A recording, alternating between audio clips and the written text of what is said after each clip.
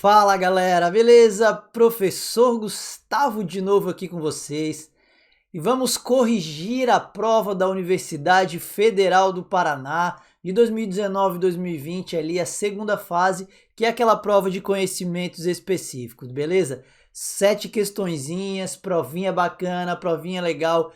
Eu dividi essa correção em duas partes. Nessa primeira parte a gente tem as 4 primeiras questões e na segunda parte a gente vai ter as 3 últimas. Dividi para não ficar um vídeo tão longo assim. Lembrando que na descrição aqui do vídeo eu vou colocar o tempo em que cada questão se inicia. Se você tem dúvida em uma questão específica, você pode pular direto para lá.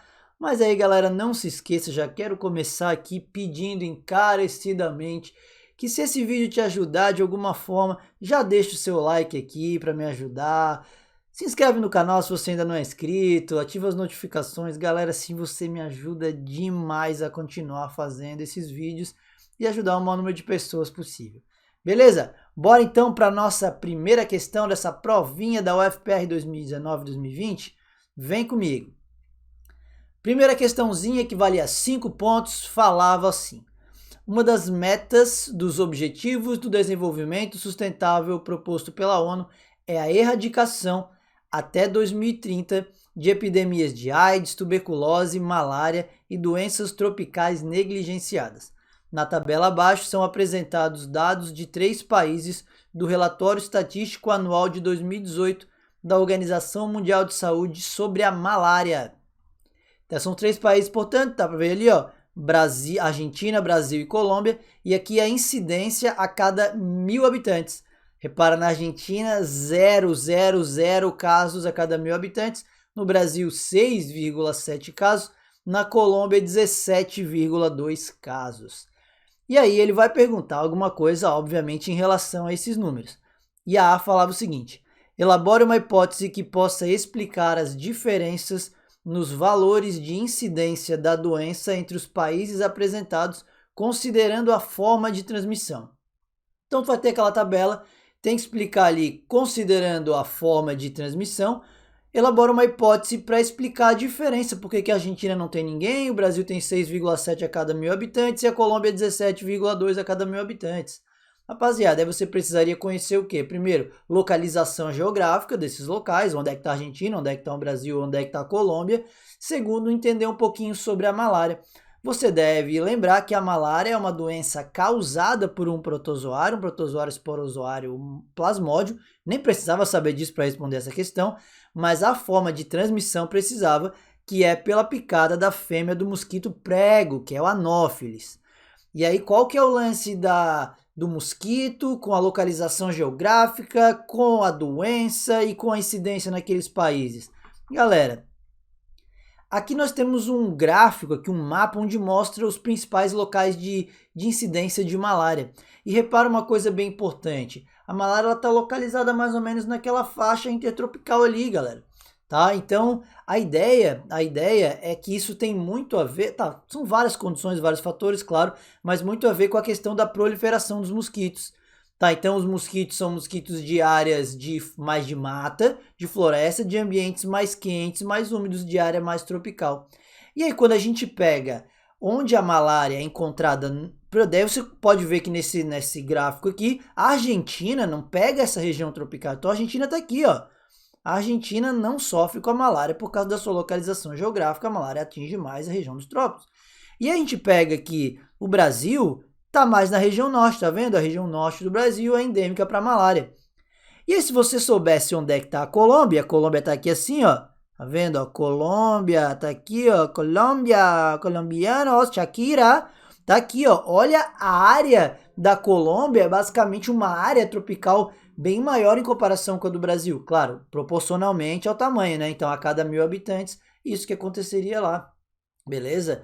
Então é isso, galera. Então como é que a gente vai elaborar a nossa... Olha só, aqui eu vou te mostrar, na verdade, o que seria o critério de correção, na pontuação aqui para essa resolução dessa questão. Que seria basicamente o seguinte: então nós teríamos essa questão na alternativa A, que ela vale mais do que a alternativa B, que ela é mais complicadinha, digamos assim. Você poderia conquistar 4 pontos nessa alternativa A se colocasse 2 coisas ali, ó. Primeiro tem que falar em relação à transmissão da malária, então tinha que colocar isso. a transmissão da malária se dá pela picada de um mosquito e que relação tem a ver com a área onde está e por que tem mais incidência na Colômbia do que no Brasil e a Argentina não tem. Tá, então a transmissão da malária se dá pela picada de um mosquito, que é o mosquito prego, anófeles, que vive em regiões tropicais, de florestas tropicais, e a incidência é maior na Colômbia porque ela tem, proporcionalmente ao seu tamanho, uma maior área tropical. Depois vem o Brasil, que também pegava ali no mapa, e a Argentina está fora daquela área tropical, portanto, por isso que ela não sofre com a malária. Tranquilinho, rapaziada? Então era isso, tá? Você elaboraria uma questão, uma resposta, que teria que ser bem curtinha, tá vendo pelo espaço que tem, mas é só para dizer como é que pega e o que isso tem a ver com a localização geográfica. Tranquilo? E aí você respondia A. Para responder a B, era tranquilinha também a B, valia menos ali e tal, mas tudo bem, cara, só que atitude governamental deve ser tomada para diminuir o número de casos. E ele pergunta assim, ó, que atitude? Por isso que ele dá um espacinho muito pequeno, beleza? Então, que atitudes? Né? Então, que atitude? Você podia escolher qualquer uma delas. Galera, qualquer doença que tenha um vetor, o combate ao vetor vai ser uma forma muito importante. Então, impedir que aquele vetor tenha acesso a pessoas contaminadas ou que possa passar isso para as pessoas. No caso da malária, a gente pode combater o vetor como? Usando repelentes ali, né? Para impedir que esse mosquito chegue perto das pessoas. Ou, além do repelente, você pode botar roupa, enfim, mas botar mosquiteiro na janela já ajudaria bastante. Cara, eu achava que isso aí não era tão necessário, assim. Para quem não sabe, eu moro em Florianópolis, moro no sul do país, que tem agora, por exemplo, tá frio aqui, então por isso que eu tô de moletom, e aí a galera, assim, às vezes não tem a noção da quantidade de mosquitos que a gente pode encontrar numa área quente e úmida de floresta tropical. Tive essa noção quando fui pra Amazônia e fiquei lá no meio da mata mesmo, dormi na rede amarrada nas árvores. Cara, é muito, muito, muito mosquito. Então sim, essa é uma forma muito importante. Para dormir tem que botar um mosquiteiro na rede, o mosquiteiro ali é importante. Uma outra forma poderia ser o tratamento rápido das pessoas doentes, o rápido diagnóstico e o rápido tratamento, claro, porque assim você, além obviamente de salvar a vida da pessoa, você ainda impede que ela tenha o seu sangue sugado por um mosquito e contamine aquele mosquito e ele possa infectar outras pessoas, né? Então várias formas aqui, inclusive no critério de correção teve até um item interessante que eles colocaram aqui, ó. Você podia colocar uma coisa ou outra, tá? Conseguia um pontinho ali porque ele pedia que atitude. Distribuição de telas para evitar a picada do mosquito, ou distribuição de repelentes, ou estimula a criação de animais domésticos próximos à casa. Olha só, cara, até o estímulo de criação de animais domésticos, como por exemplo, pega uma galinha que poderia estar se alimentando às vezes daquele mosquito ou da larva daquele mosquito ali, enfim, né? Controle do fluxo de pessoas vindas de regiões onde a doença é endêmica, ou até a criação de animais domésticos. Aquele mosquito, ele suga sangue de algum animal, de sangue quente, e aí como ele poderia se alimentar do sangue do seu animal doméstico e não do seu, né? Ficaria satisfeito ali. Controle de fluxo de pessoas vindo de regiões onde a doença é endêmica, então também ter esse controle, essas barreiras sanitárias, enfim. Podia colocar qualquer uma dessas, por isso que essa questão era tranquilinha, né? Bora para 2 então? A 2 fala o seguinte: mamíferos e aves são animais homeotermos, possuem sistema circulatório com coração de 4 cavidades e circulação completa, sem mistura de sangue arterial e venoso. De que maneira esse tipo de sistema circulatório contribui para a homeotermia desses animais? Cara, questãozinha boa essa, hein? Questãozinha capciosa.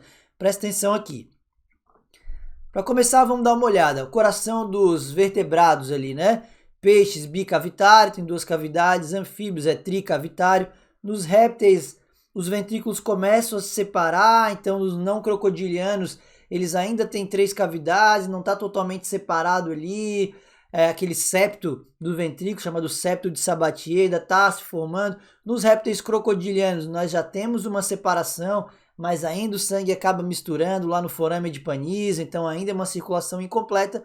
E aí nós temos aves e mamíferos com uma circulação completa, coração tetracavitário, o sangue venoso e arterial não se misturam. Se eu pegar a circulação dos dois, que nem era o que ele pedia para explicar, obviamente, ele só estava querendo saber por que o fato deles terem 4 cavidades e uma circulação completa contribui para eles manterem a temperatura do corpo constante. Isso que significa um animal homeotérmico, manter a temperatura do corpo constante. Circulação de aves e mamíferos é muito parecida.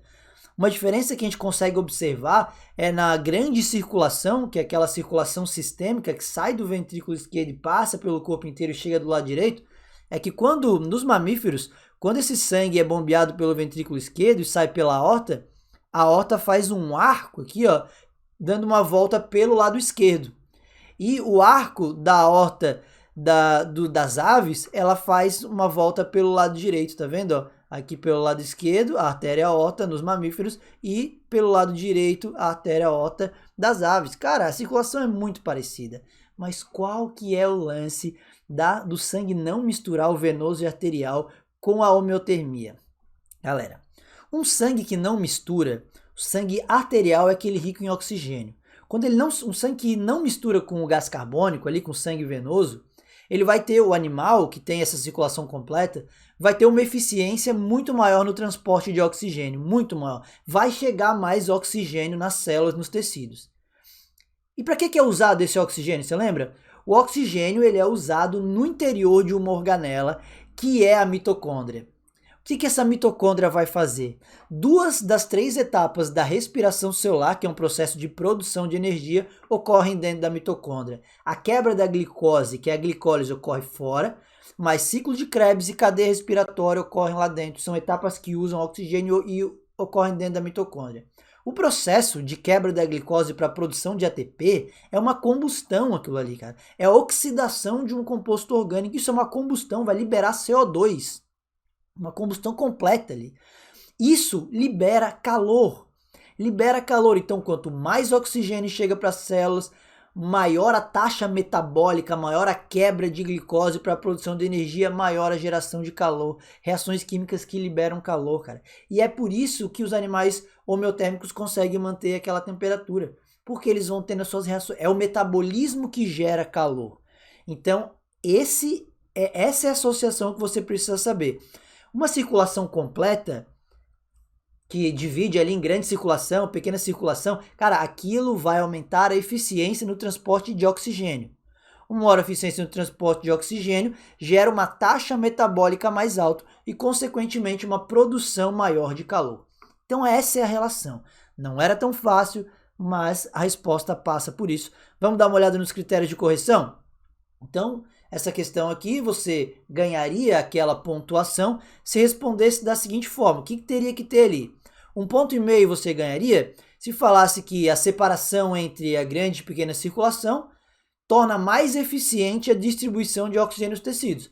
Ou podia falar que a separação do sangue venoso e arterial, então uma circulação própria para levar aquilo ali, torna mais eficiente a distribuição de oxigênio, também estaria correto. Permitindo um aumento do metabolismo. Então, falando que mais oxigênio permite um aumento no metabolismo, ganharia mais um pontinho.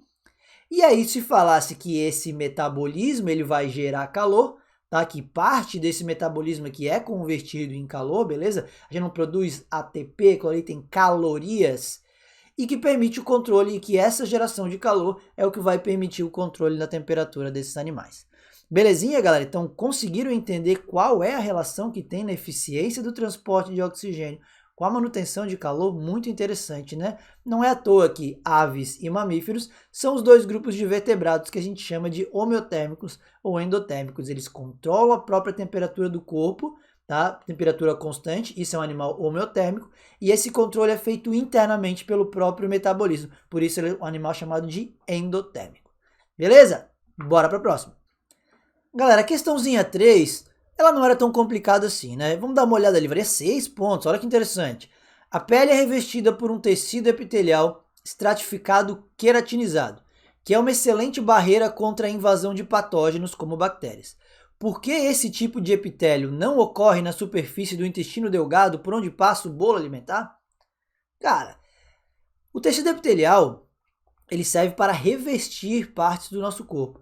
Mas aí ele pode ser classificado como simples, com uma camadinha de célula só, estratificado com várias camadas de célula ou pseudoestratificado. Mas aqui vamos comparar o estratificado, que é o da epiderme, por exemplo, tecido epitelial queratinizado, que é o que vai revestir aqui a nossa pele, a parte de fora da pele, né, que é a epiderme.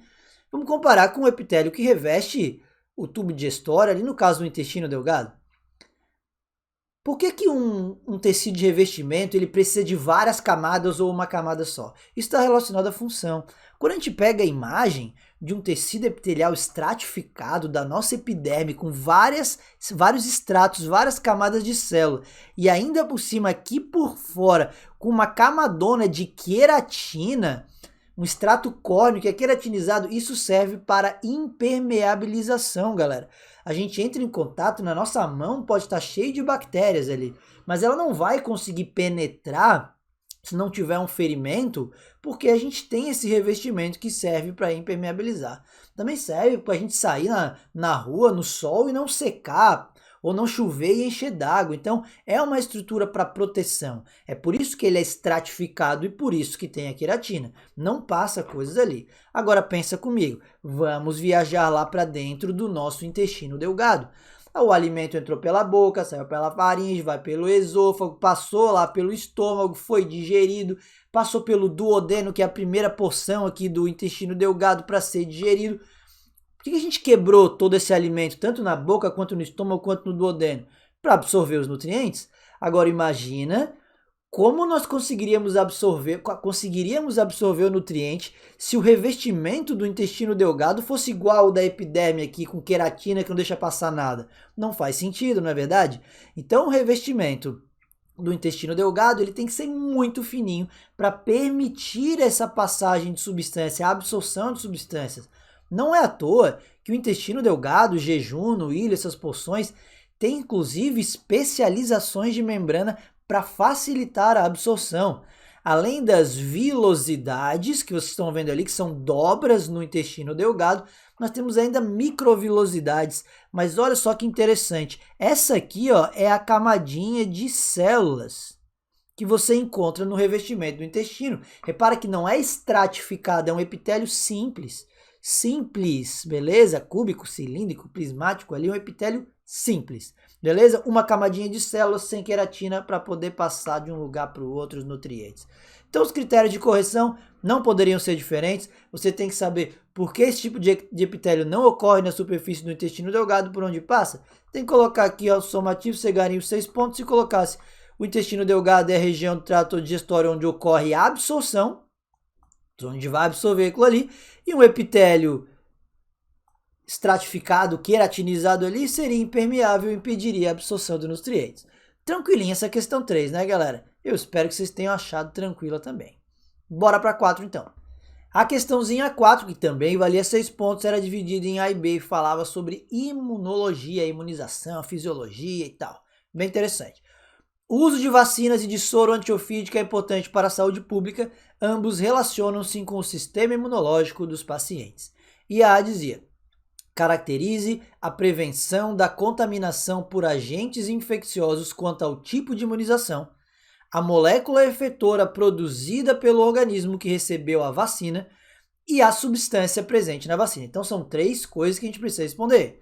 Primeiro, eu vou ter aqui, ó, qual é o tipo de imunização da vacina, tá? A gente já vai falar um pouquinho sobre isso. Qual que é a molécula efetora produzida pelo organismo que recebeu essa vacina? O que o nosso organismo vai produzir quando recebe uma vacina? E que tipo de substância está presente na vacina? Então vamos entender rapidinho, galera, que a vacina ela é conhecida como um método de imunização ativo. Por que isso? Porque o organismo da pessoa que está recebendo essa vacina terá um papel ativo na defesa, no combate àquele tipo de patógeno, beleza? Isso é uma imunização ativa. Você estimula o seu organismo a produzir as próprias coisas. Que coisas são essas? Os anticorpos, também chamados de imunoglobulinas. Mas vamos entender rapidamente, basicamente, o processo. E a gente já fala um pouco sobre que substância está presente na vacina. A vacina ela vai conter a substância contra aquilo que você quer produzir anticorpos. Digamos que é um vírus, essa vacina vai conter o chamado antígeno. O que seria esse antígeno? Do que é formado o antígeno? Ou o próprio patógeno inteiro ali, então vírus morto, vírus atenuado, ou vai ser um pedaço, alguma estrutura só do capsídeo desse vírus, uma proteína, enfim, alguma coisa que será estranha ao seu organismo e que vá produzir uma resposta imunológica. Estou falando aqui de vírus, mas se for uma vacina contra a bactéria, vai ser a própria bactéria morta, vai ser um pedaço da parede celular da bactéria, enfim, beleza? Vai ter o antígeno. Então, quando se injeta um antígeno na pessoa, algumas células vão recolher aquele antígeno ali, os macrófagos, por exemplo, fagocitam aquilo, e elas vão apresentar, são chamadas células apresentadoras de antígeno. E apresentam para algumas outras células do sistema imunológico, outros glóbulos brancos. Aqui está meio que simplificado, mostrando, mas apresentaria, por exemplo, para o centro de comando do sistema imunológico, que é um linfócito TCD4. Ele ia olhar aquilo ali e ia decidir, o que faremos com esse antígeno? Já sei, vou chamar o linfócito B. E aí, através de sinalização química, ele chama o linfócito B, e é essa célula que você vai precisar ficar atento, linfócito B, que pode se diferenciar em plasmócito. Essa é a célula produtora de anticorpos. E ela vai produzir anticorpos, que também são chamados de imunoglobulinas, que são proteínas que servem para se ligar aos antígenos específicos para facilitar a destruição desse antígeno. O grande lance é que alguns linfócitos permanecem, são os linfócitos de memória. Esses linfócitos de memória, eles, digamos, lembram aquilo que eles já entraram em contato, e se entrarem em contato no futuro novamente, eles já vão dar uma resposta muito rápida para esse determinado invasor, esse patógeno. Então a ideia dessa questão é justamente a gente saber isso. Quais são os critérios de resposta dela ali? Galera, a gente tinha que falar 3 coisas, não era? Primeiro tinha que quanto ao tipo de imunização, e a imunização ela é ativa, pum, ganharia um pontinho. Segundo, a molécula efetora produzida pelo organismo, que a gente está estimulando a produção? Anticorpo ou imunoglobulina. E terceiro, o que tem dentro dessa vacina? Ali a gente vai ter um antígeno atenuado, inativo, uma forma de antígeno morto ali, ou então partes desse antígeno, como parte de um agente infeccioso. Enfim, galera, antígeno é alguma estrutura que vai ser responsável por provocar essa resposta imunológica. Colocando essas 3 coisinhas ali de maneira simplificada, pum, ganharia os 3 pontos da alternativa A. A B fala o seguinte: em relação à produção de soro antiofídico, caracterize o tipo de imunização, a molécula efetora produzida pelo organismo do cavalo e a substância presente no veneno de cobra. Galera, repara uma coisa interessante aqui nessa questão. Ele está falando em relação à produção de soro antiofídico, tá? Como que esse soro é produzido, tá? Então, qual é o tipo de imunização e tal? É óbvio que tá. Primeiro vamos mostrar ali uma imagem que vai nos mostrar como esse soro é produzido. O soro é um método de imunização passivo para quem está recebendo o soro. O soro, quando ele está prontinho e ele vai ser injetado em ti, ele já contém os anticorpos prontos para destruir aquele determinado antígeno. Então, basicamente, seu organismo ele não vai precisar produzir aqueles anticorpos, ele já vem pronto. Então, fica bem mais fácil de combater aquele antígeno, beleza? Mas aí, olha só. Se os anticorpos ali estão prontos, alguém teve que produzir, e esse alguém é o pobre coitado do cavalo que sofre, mas não morre porque ele é um organismo forte. Então, se a gente quer fazer um soro contra a peçonha, a toxina da jararaca, o que a gente vai precisar fazer? Pegar o veneno da jararaca e injetar no cavalo. Então, vou injetar, ou pelo menos uma parte, assim, algum antígeno, alguma coisa que no cavalo provoque uma resposta imunológica e faça com que ele produza anticorpos. E aí o cavalo, depois de um tempo, depois dos linfócitos B estudarem aquele antígeno, vão passar a produzir anticorpos. Aí é coletado o sangue desse cavalo, separado ali o que se quer e o que não quer, devolve a parte do sangue do cavalo, que são os glóbulos vermelhos e tal, porque a gente só quer os anticorpos contra aquele veneno da jararaca.